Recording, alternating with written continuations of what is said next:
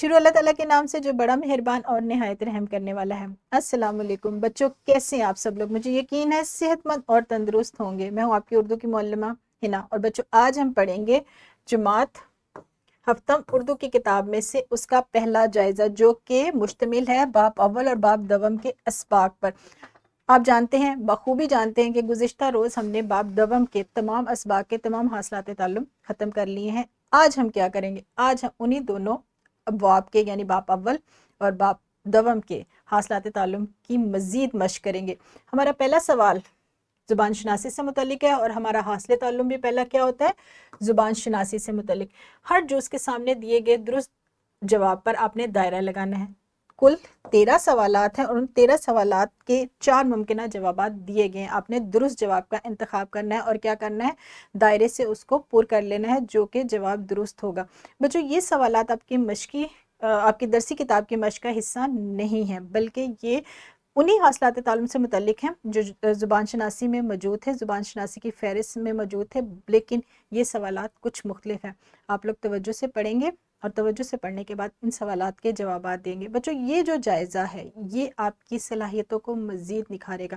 زبان شناسی میں اگر کہیں پر آپ کمزور ہیں، پڑھنا کی صلاحیت میں کمزور ہے، لکھنا کی صلاحیت میں کمزور ہے، یا بات چیت کی صلاحیت میں کمزور ہے، اس جائزے کی مدد سے معلم کو اس بات کا اندازہ ہو جائے گا کہ کس بچے پر کس جگہ پر مزید توجہ دینی ہے۔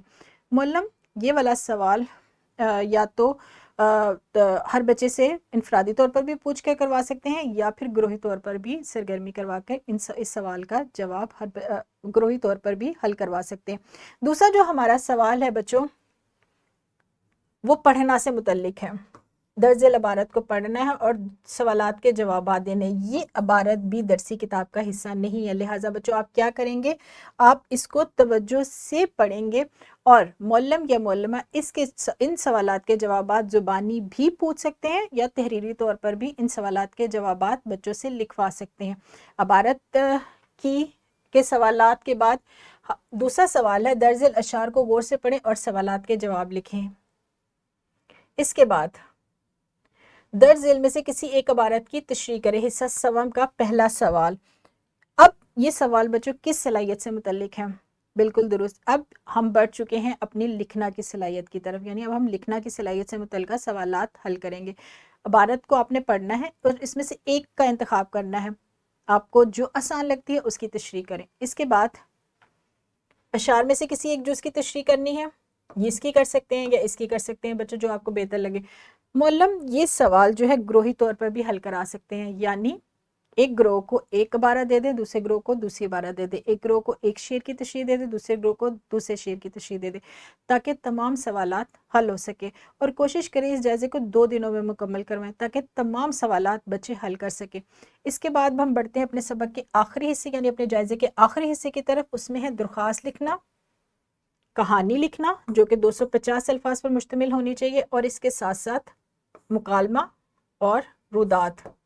یہ چاروں سوال بھی معلم گروہی طور پر بھی حل کروا سکتے ہیں، یعنی 2 سوال ایک گروہ کو دے دیے جائیں اور 2 سوال ایک گروہ کو دے دیے جائیں، تاکہ تمام سوالات حل کروائے جا سکیں۔ یہاں پر ہمارا جائزہ ہوا ختم۔ بچوں کل باب سوم ہم شروع کریں گے، اس کا ایک نیا حاصل تعلم شروع کریں گے۔ تب تک آپ کیا کریں گے؟ اپنا بہت سارا خیال رکھیں گے۔ خدا حافظ، شکریہ۔